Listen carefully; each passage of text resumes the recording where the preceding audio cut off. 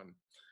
Hello, everyone, and welcome to the season opening show of Tipoff, presented to you by LGKG. I'm Dr. Ron Poniewasz, and he is Mr. Larry Kelly, the professor of basketball around the county, the aficionado of the round ball. Mr. Kelly, thank you, sir, for joining us, and welcome again to another season of Tipoff. Thank you for having me, Ronnie. I am fired up and ready to go. Should be a great basketball season in Lawrence County. I mean, last year we had 3 Whitfield champs, if I have that right. Newcastle, Elwood City, Neshannock, and Mohawk. We had 4 Whitfield champs last year, and it could happen again. These teams they're stacked and they're ready to go, and it wouldn't surprise me if we see a state champion come out of Lawrence County this year. So I'm fired up and ready to go. He's plugging it already, right out of the chute. Less than 2 minutes in, he's raring and ready to go, my friends. I'm a big believer on visualization, Ronnie, and I'm a disciple of Jimmy Valvano, who before the season started would have a practice where his team would practice cutting down the nets, because that's what you do when you win a championship. You cut down the nets.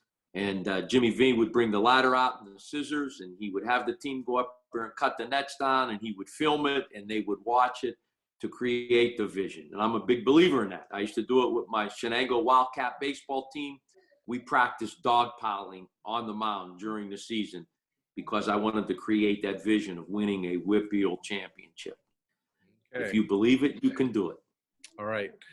Well, I believe we can have Athlete of the Week in a segment, and that starts right now. And Athlete of the Week is Joseph Roth, a 6'5" center for the Elwood City Lincoln boys basketball program.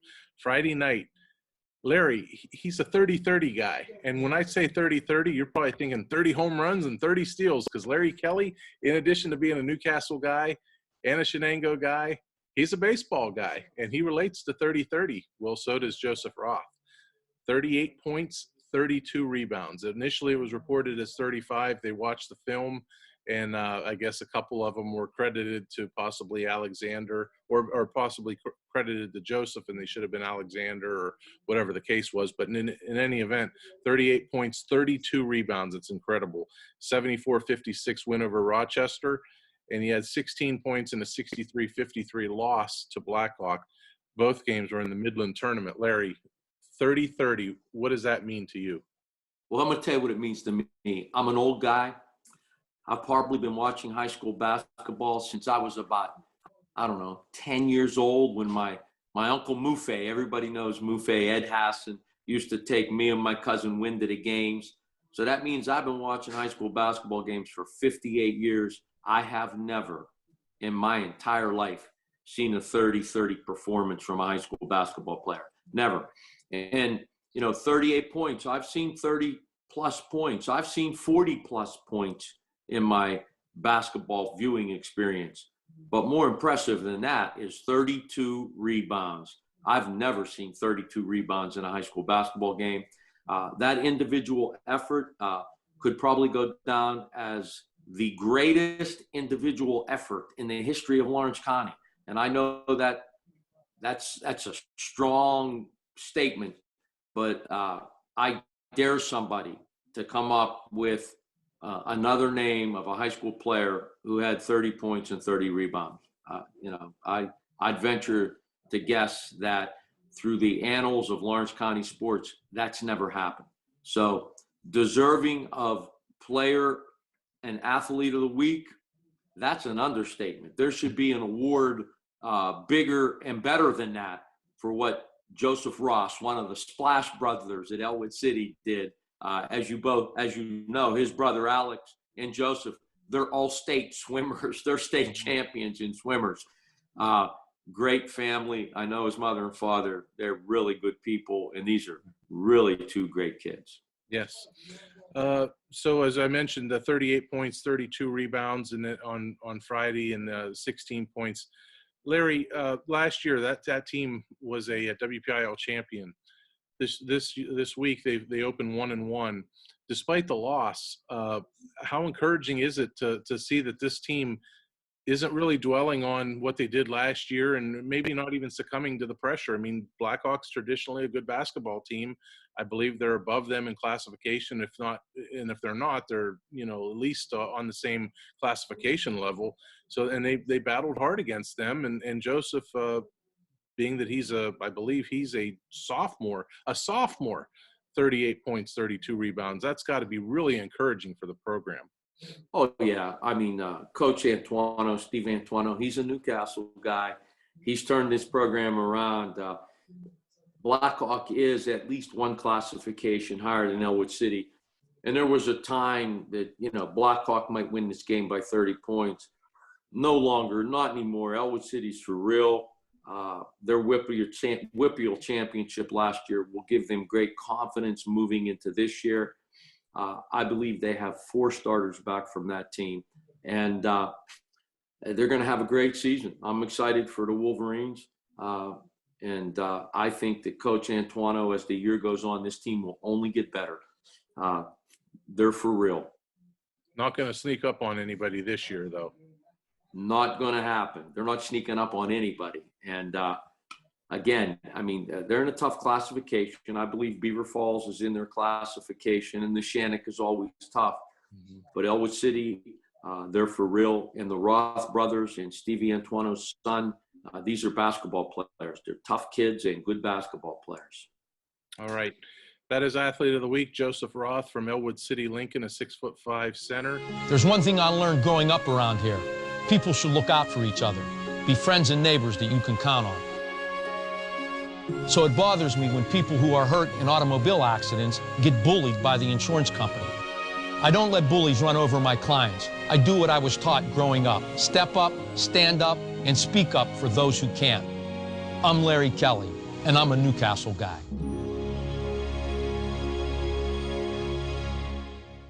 All right, we're back with you here on Tipoff. So the fun little segment that we're going to have this week, it's called The Good, the Bad, and the Ugly from county basketball from the opening weekend. Where do you start? You start with the good. And the good, we kind of talked about it here in a previous segment. The Newcastle boys, 2-0 by a combined count of 89 points. It doesn't get much better than that. That's the good, you know, and yeah, we know there's plenty of things that you could pick around at and you know, improve on, certainly, but that's part of the good. And on the girls' side, you have the Union and the Newcastle girls both 2-0, and that's very promising. That's great to see. The Union girls have a transfer, Kelly Cleaver from Shenango. They have a full roster. I think they have about 15 girls at Union, you know, and these aren't just players to fill roster spots. They have a good basketball team this year, Larry, and I really legitimately think that they are going to be a postseason team, not by invitation. If it comes to that, they are going to, you know, work their way in. They're going to earn it, and they're going to have success. Well, Coach Nogate, right? Rob Nogate is coaching the team, and you know, he knows the game. He was a great player, and I'm a firm believer that you have to make it fun in high school. You got to have fun. If you're not having fun, what are you doing there? And you have to get players excited. You have to get young players excited to play the game. And he's doing that. And that's called creating a culture that you play hard, you have fun, you have excitement within your program, and not only at the varsity level, but from elementary to junior high to varsity. And once you get that going, it's like a snowball rolling down a snow-covered hill, as the Temptations would say. It's growing, and that's what he has going at Union. Nice to see Cara DiNardo Joseph have her program on a good roll here early in the season. 2 wins, I believe, Aliquippa on Friday and then Shenango on Saturday, and that was a good game for both Shenango and Newcastle. Close game, I believe 5 points was the difference. So we don't see anything bad from Shenango. They hung in there, and that was good to see from them. You know, even better to see from Newcastle. Get a couple wins. You won your tournament. You look good doing it, and you know, kudos to Kara and her staff and her players.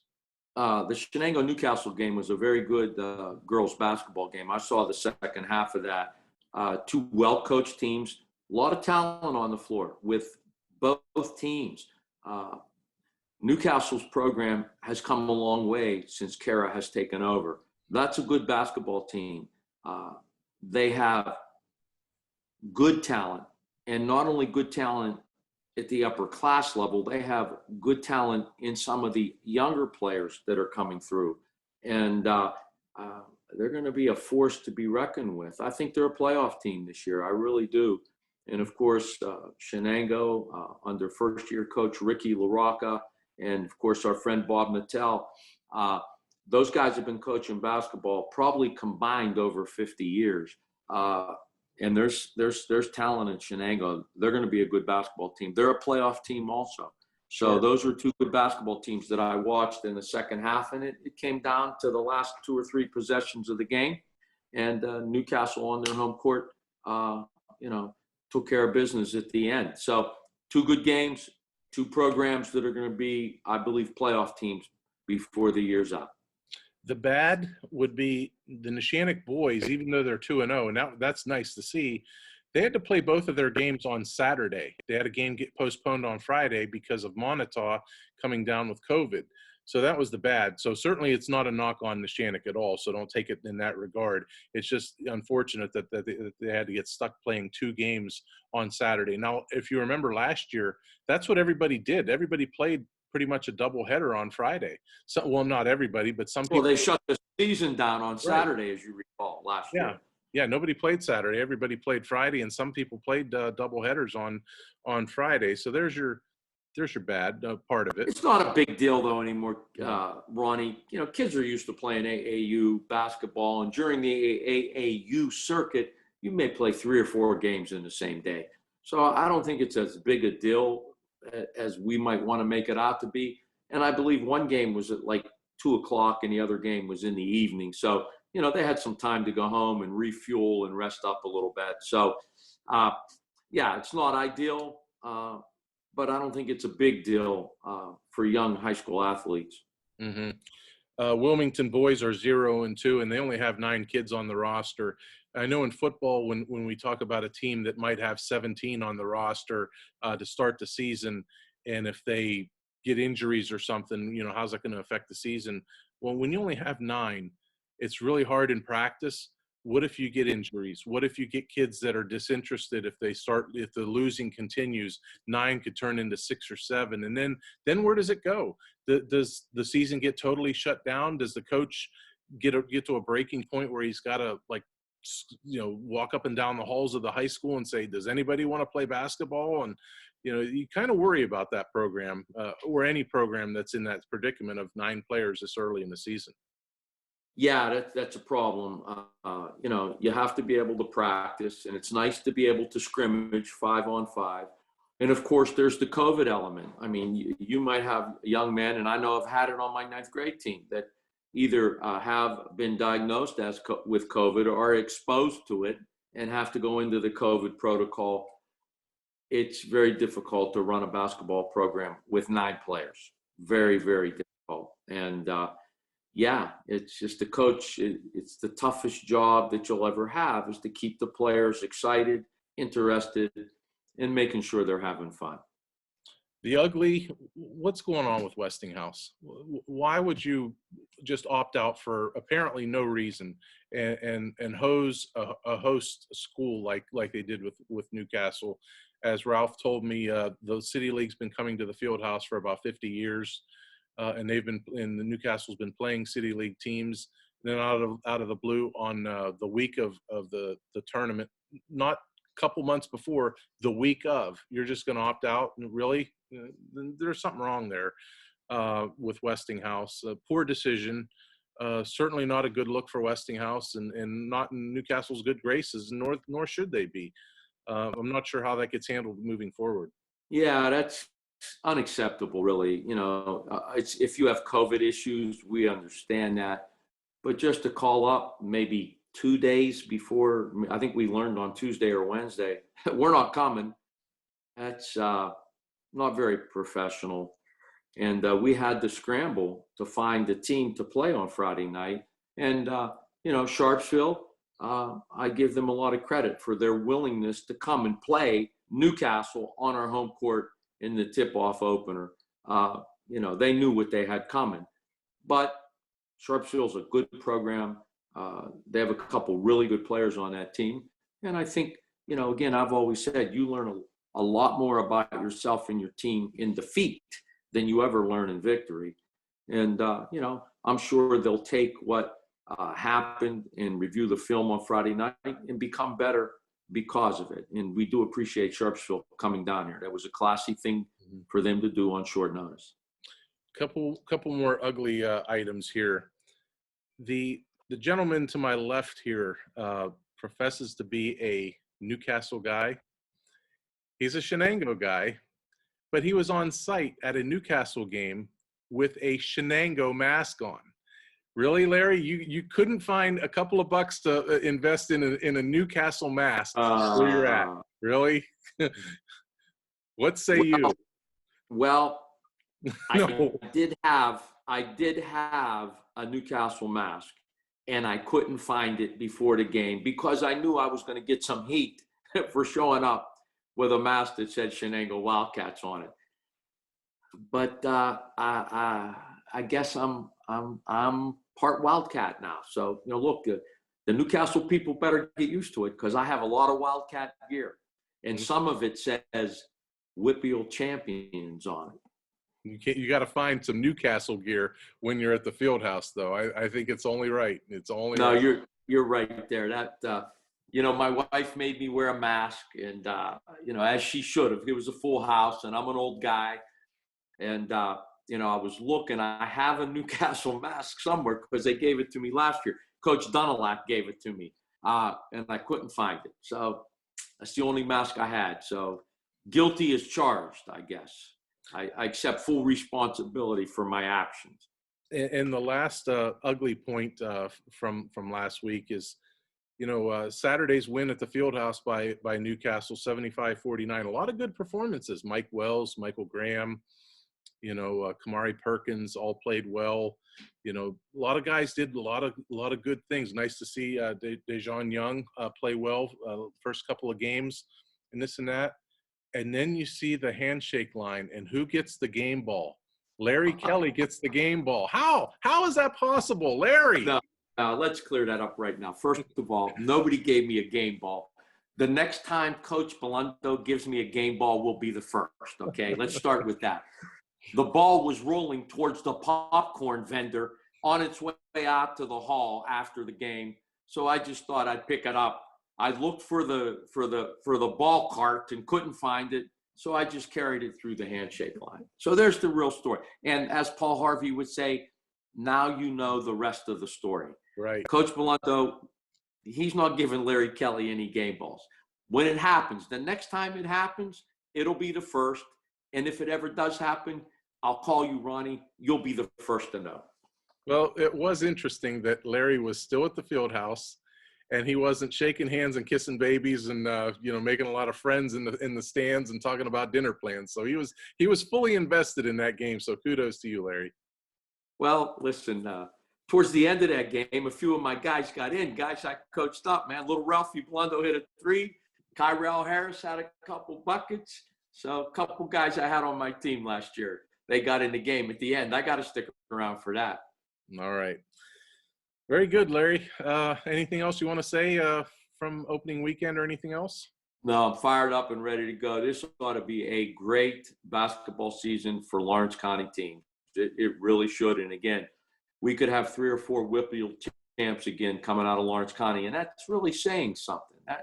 I don't know that it's ever happened before where we had 4 Whippeal champs in the same year. Mm-hmm. And if you think about it, overall, I think we had 7 Whippeal champs come out of Lawrence County. And I might be missing. We had 4 in basketball, 3 in baseball. Am I missing any, Ronnie? You would know. Track and field. Am I missing any? Cross country, track. Cross country champs, Newcastle. Yeah, So, I mean, we might have had 8. And, of course, that Wilmington, they were the District 10 champs at 9. So, it's really quite a statement for Lawrence County and athletics in this county. I mean, 9, 10 Whippeal champs, District 10 champs out of the same county. you know, Mike White called me and asked me about that. And he said, you know, what's your explanation for that? I said, hey, I said, the jobs might have left Lawrence County, but the people didn't. And, you know, this was a hard scrabble town, tough people, tough guys, good people, tough people, mentally tough people, all of the elements and the attributes to go into winning basketball you can find in the homes of these athletes, their parents, their grandparents. And I think that speaks volumes about who the people are in Lawrence County and the kind of commitment they have. So it's something that the county should be proud of. Again, 9 or 10 district champions came out of Lawrence County last year. That's special. Mm-hmm. Yep. Okay, everybody. Thank you for joining us here on our inaugural show of the year for Tip-Off. That's Larry Kelly. I'm Ron Poniewasz. We'll be back with you throughout the season for more segments and things like that. Be sure to check out our daily pages of the newspaper for Athlete of the Week, other content like that, and especially the Red Hurricane Report, as I mentioned in Larry's segment of the Red Hurricane Report, as we chronicle the happenings around the Newcastle High boys basketball team and possibly have a sprinkling in of the girls basketball program as well, as Cara DiNardo Joseph and her staff are doing great things with that program, and that program is on the rise. So for Larry Kelly, I'm Ron Poniewasz. We will talk to you next week. Best of luck to all our players and coaches. Fans, get out there and enjoy the game, and above all, be safe out there, everybody. I became an attorney because I believe in hard work, fairness, and human decency. In a word, justice. Our workers' compensation clients deserve justice because in an instant, their hard work turns into hard times when they get hurt on the job. No doubt, life is tough, but so am I. I've been fighting all my life, and I'll keep fighting for you. I'm Joe George, and here in Lawrence County, it's personal.